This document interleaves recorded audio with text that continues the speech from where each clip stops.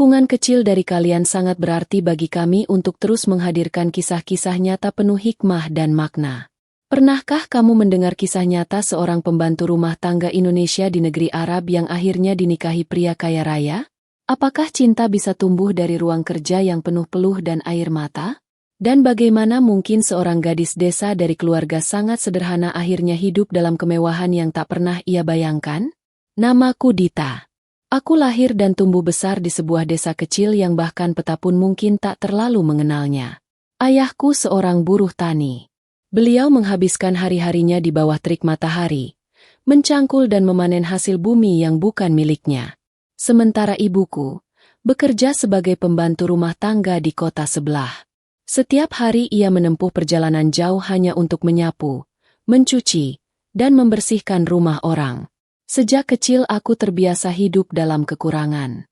Tapi meski kami miskin, kedua orang tuaku tidak pernah berhenti mengajarkan kami tentang kejujuran, doa, dan kerja keras.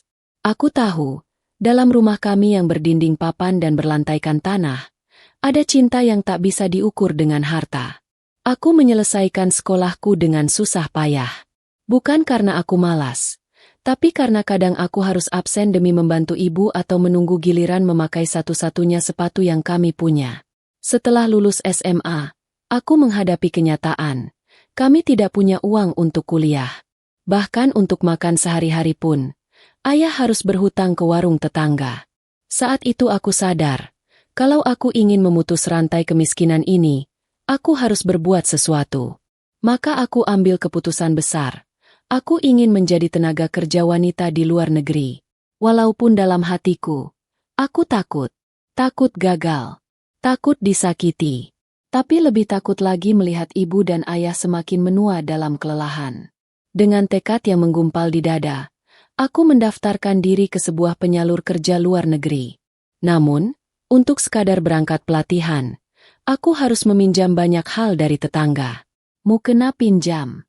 Koper pinjam. Sepatu pun pinjam. Malu. Iya.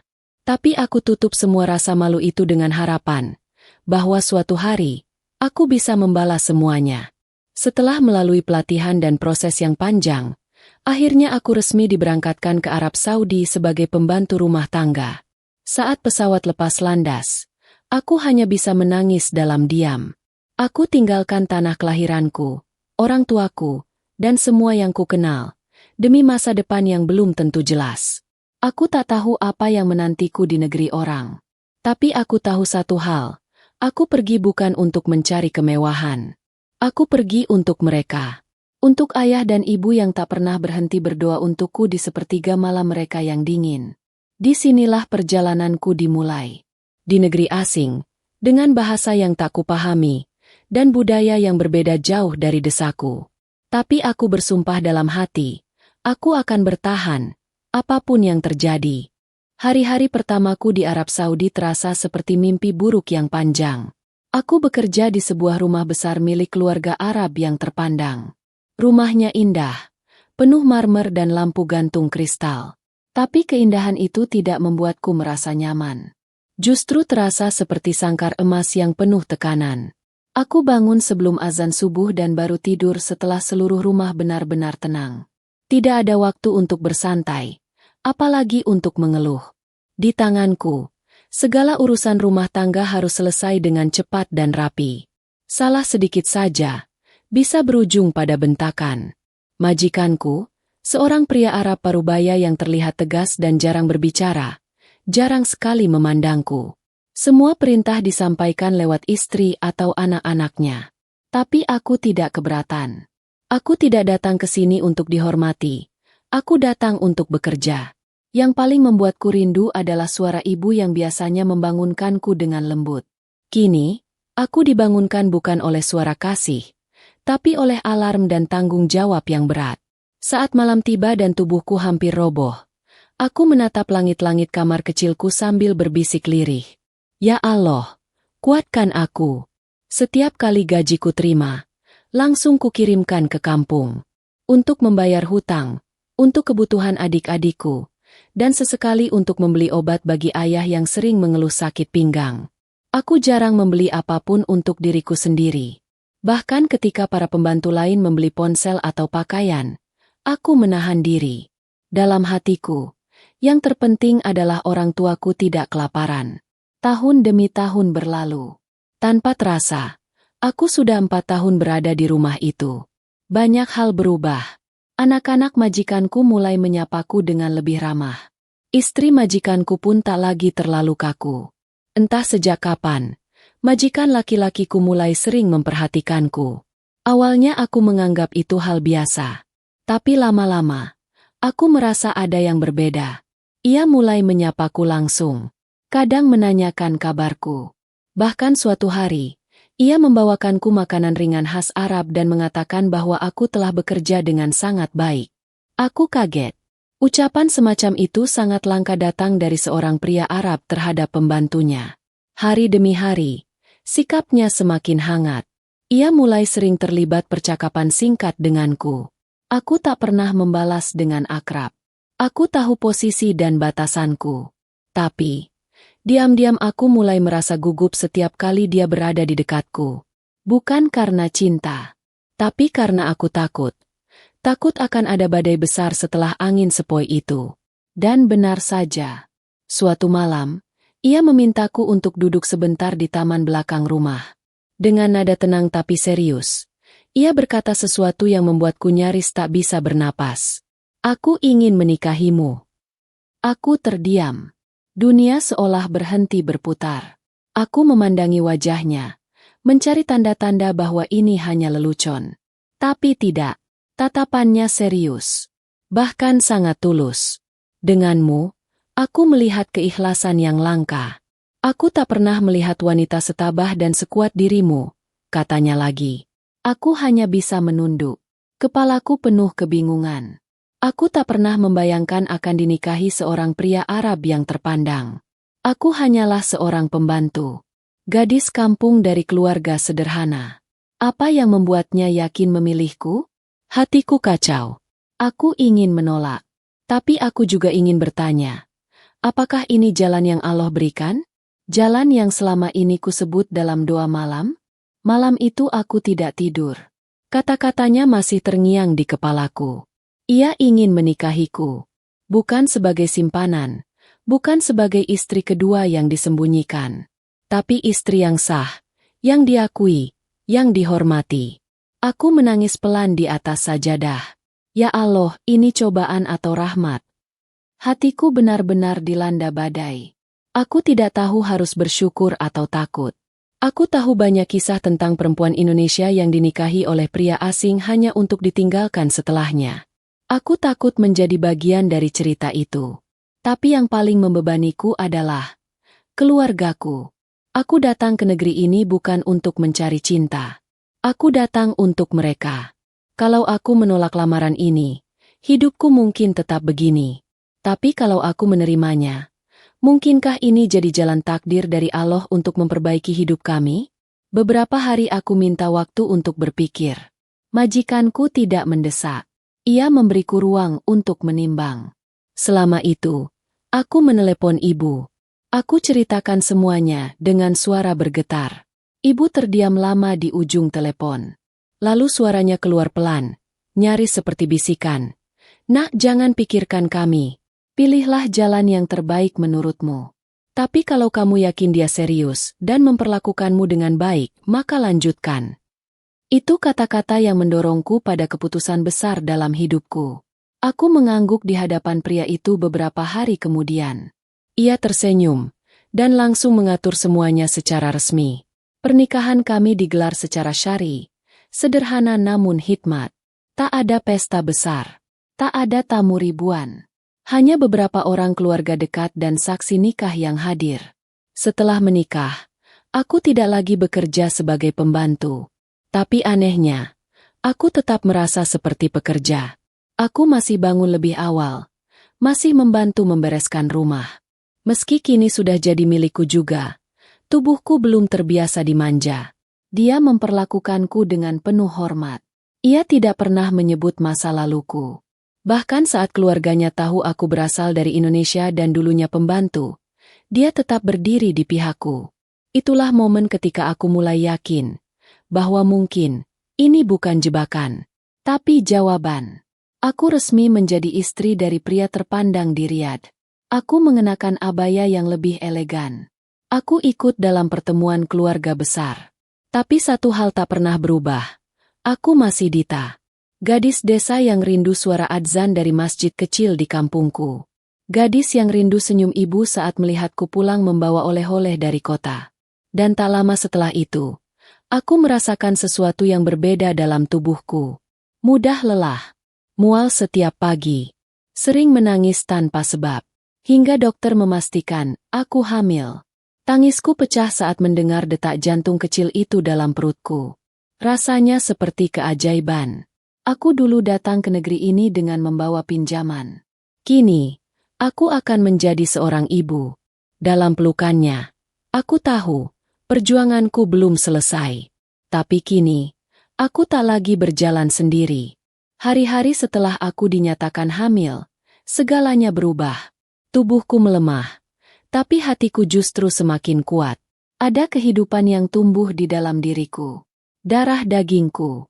Buah dari kisah panjang yang penuh air mata dan doa. Aku merasa seperti sedang menulis bab baru dari hidup yang tidak pernah aku duga sebelumnya. Suamiku lebih perhatian dari sebelumnya. Ia selalu memastikan aku makan tepat waktu, istirahat cukup, dan tidak terlalu banyak beraktivitas. Setiap kali aku merasa lelah, dia akan duduk di sampingku dan mengelus punggungku pelan sambil membaca doa. Dia benar-benar menjagaku. Seolah-olah aku adalah harta paling berharga yang pernah dimilikinya. Meski aku tinggal dalam rumah besar dengan segala fasilitas, aku tidak pernah merasa lebih tinggi dari siapapun. Aku tahu betul rasanya jadi orang kecil. Aku pernah membersihkan toilet yang tidak kupergunakan, mencuci pakaian yang bukan milikku, dan tidur di kamar sempit dengan kipas tua yang berderit. Semua itu tak pernah kulupakan. Justru itu yang membuatku semakin bersyukur. Setiap malam, aku sering berbicara sendiri dengan bayi dalam kandunganku. Nak, kamu harus tahu, ibumu ini dulu bukan siapa-siapa. Tapi karena keteguhan dan kasih sayang Allah, ibu bisa sampai di titik ini. Semoga kamu tumbuh jadi anak yang baik dan tidak sombong. Saat usia kandunganku memasuki bulan ke-8, kami memutuskan untuk berkunjung ke Indonesia. Itu adalah keputusan yang membuatku gugup dan bahagia sekaligus. Setelah sekian tahun, akhirnya aku bisa kembali menapakkan kaki di tanah kelahiranku. Tapi kali ini, aku pulang bukan sebagai pembantu. Aku pulang sebagai istri dari pria terpandang, dan sebentar lagi, menjadi seorang ibu. Perjalanan dari Riyadh ke Jawa Tengah terasa seperti mimpi. Sepanjang penerbangan, aku menggenggam tangan suamiku erat. Di pikiranku, hanya ada wajah ibu dan ayah. Aku tak sabar melihat ekspresi mereka saat melihatku hamil, sehat, dan tersenyum. Sesampainya di kampung, aku tak kuasa menahan air mata. Rumah tua kami masih berdiri, meski sudah direnovasi sedikit dari kiriman uang yang kukirimkan selama bertahun-tahun. Ibu keluar tergopoh-gopoh dari pintu, lalu memelukku erat. Suamiku menunduk, mencium tangan beliau dengan takzim. Ayah menatap kami dengan mata berkaca-kaca. Ibu, aku pulang. Dan aku bawa cucu di dalam perutku, kataku sambil menahan tangis. Hari-hari di kampung terasa seperti mimpi yang terlalu indah untuk jadi nyata. Kami makan bersama, tertawa, dan mengenang masa-masa susah dulu. Suamiku, meski berasal dari keluarga terpandang, sama sekali tidak canggung hidup di desa. Ia bahkan ikut duduk di tikar, membantu membersihkan halaman, dan tak segan menyapa tetanggaku satu persatu. Dari lubuk hati terdalamku, aku tahu inilah anugerah. Bukan karena harta, bukan karena status, tapi karena aku diberi kesempatan untuk mengangkat wajah orang tuaku. Karena aku bisa pulang dengan kepala tegak dan perut yang membawa harapan baru. Beberapa minggu setelah kepulangan kami ke Indonesia, waktunya tiba. Rasa mulas yang semakin sering, pinggang seperti diremas, dan peluh dingin yang menetes di pelipis. Aku tahu, bayi dalam kandunganku sudah tak sabar melihat dunia. Dengan penuh kepanikan, kami bergegas menuju rumah sakit terdekat. Suamiku terus menggenggam tanganku, membaca doa-doa dengan suara gemetar. Meski sudah pernah melewati banyak hal sulit, ini adalah pengalaman yang tak pernah kurasakan sebelumnya. Beberapa jam berselang suara tangis pertama itu pecah. Lantang, kuat, dan mengguncang batinku. Seolah-olah Allah ingin berkata padaku, "Ini hadiah dari segala jerih payahmu." Seorang bayi perempuan mungil diletakkan di dadaku. Wajahnya merah, matanya masih tertutup rapat. Tapi hatiku langsung tahu, aku mencintainya sepenuh jiwa sejak detik pertama ia menghirup udara dunia. Aku menatap suamiku. Ia menunduk, mencium keningku dan berkata lirih, "Terima kasih, kau telah memberikan kehidupan." Kelahiran anak kami bukan hanya membawa kebahagiaan bagi kami berdua, tapi juga bagi keluarga di kampung. Ibu menangis melihat cucu pertamanya. Ayah mengazani di telinga mungil itu dengan suara bergetar. Allahu Akbar, Allahu Akbar. Suaranya lirih tapi hikmat. Sebuah pemandangan yang tak pernah aku bayangkan akan terjadi. Hari-hari berikutnya, kami menjalani hidup seperti keluarga biasa. Sederhana, hangat, dan penuh cinta. Kadang kami tinggal di Arab, kadang kembali ke Indonesia. Kami tidak memutuskan akar, justru merawatnya. Aku ingin anakku tahu dari mana ibunya berasal. Bahwa ibunya pernah tidur di lantai, makan nasi dengan garam, dan berjalan jauh tanpa alas kaki ke sekolah. Aku mulai menulis cerita hidupku diam-diam di buku catatan kecil. Setiap malam, setelah menyusui bayiku, aku menulis dengan tangan kiri sambil memeluknya dengan tangan kanan. Karena aku tak ingin ia tumbuh tanpa tahu perjuangan ibunya. Orang-orang mulai bertanya padaku, bagaimana bisa seorang pembantu bisa menikah dengan pria kaya raya? Jawabanku hanya satu, karena aku tidak pernah menyerah untuk berbuat baik, dan tidak pernah berhenti berdoa di setiap sujudku. Beberapa tahun berlalu sejak anak pertamaku lahir. Kini, dia tumbuh menjadi gadis kecil yang ceria. Matanya bening seperti ayahnya, tapi sorot matanya sorot itu milikku. Sorot seorang perempuan yang pernah jatuh, tapi memilih bangkit dan berjalan lagi. Aku hidup tenang. Tidak mewah, tidak juga kekurangan. Tapi di atas semua itu, aku hidup penuh syukur. Aku dan suamiku sepakat untuk tinggal bergantian antara Arab dan Indonesia. Di Riyadh, kami menjalani kehidupan yang sibuk namun tertata. Di kampung, kami menemukan kembali siapa diri kami sebenarnya. Aku tidak pernah menyembunyikan masa laluku dari anakku. Bahkan saat ia mulai bisa bertanya, aku ceritakan semua dengan bahasa yang ia mengerti. Ibu dulu kerja bersihin rumah orang. Ibu tidur di lantai. Ibu makan seadanya. Kataku sambil memeluknya. Dia menatapku polos. Lalu bertanya, "Kenapa, Bu?" Aku tersenyum dan menjawab, "Karena ibu sayang kakek dan nenekmu. Dan karena Allah tahu, ibu sanggup melewatinya." Suamiku juga tidak pernah melarangku untuk terus membantu keluargaku. Aku merenovasi rumah orang tuaku, menyekolahkan adik-adikku sampai kuliah, dan membantu tetangga-tetanggaku yang dulu pernah meminjamkan mukena dan koper saat aku akan berangkat ke Arab. Semua itu kulakukan bukan karena aku ingin dipuji, tapi karena aku tahu, aku pernah dibantu oleh tangan-tangan yang tulus. Dan ketika suatu hari aku diundang ke sebuah acara komunitas TKW di Indonesia, aku naik ke atas panggung dengan tangan gemetar. Di hadapan ratusan perempuan yang kisahnya tak jauh beda dariku, aku hanya berkata, "Jangan pernah malu dengan pekerjaan kalian. Yang hina itu bukan profesinya, tapi orang yang memandang rendah perjuangan kalian." Aku ingin rumahku bukan hanya tempat tinggal, tapi tempat berpulang bagi hati-hati yang pernah luka. Aku sering mengundang mantan TKW yang pulang kampung ke rumah. Kami berbagi cerita, saling menguatkan, dan tertawa atas masa lalu yang dulu hanya bisa kita tangisi.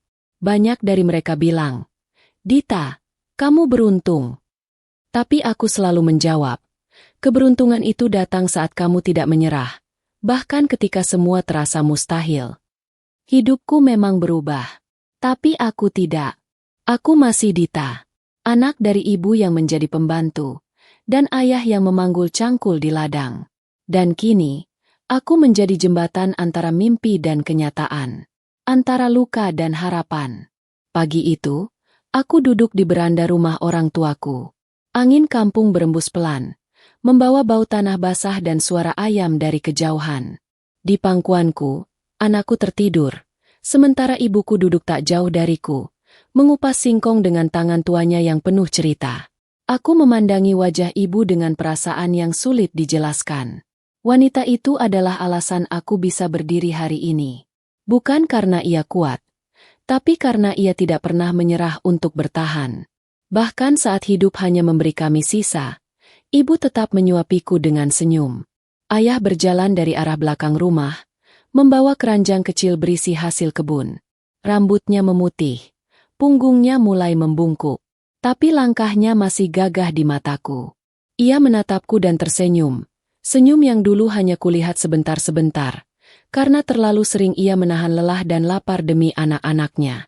Saat itulah aku sadar, tak ada satupun dalam hidupku yang kebetulan. Semua rasa sakit, semua air mata, semua pengorbanan, mereka menuntunku ke tempat ini. Ke pangkuan cinta yang tidak aku minta, tapi Allah titipkan. Di Arab, aku adalah istri dari pria terpandang. Di Indonesia, aku tetap anak dari ibu pembantu dan ayah buruh tani. Dan aku bangga untuk menjadi keduanya. Aku tidak menghapus masa laluku. Justru aku peluk erat. Karena dari sanalah kekuatanku tumbuh. Anakku perlahan membuka mata. Ia menatapku dan bertanya dengan suara mengantuk. Bu, nanti aku bisa jadi seperti ibu, nggak? Aku memeluknya erat. Kamu bisa jadi lebih baik dari ibu. Tapi jangan pernah lupa dari mana kamu berasal. Dari balik pepohonan, matahari pagi mulai muncul, hangat menyapu kulit wajahku. Aku menutup mata, menarik napas dalam-dalam.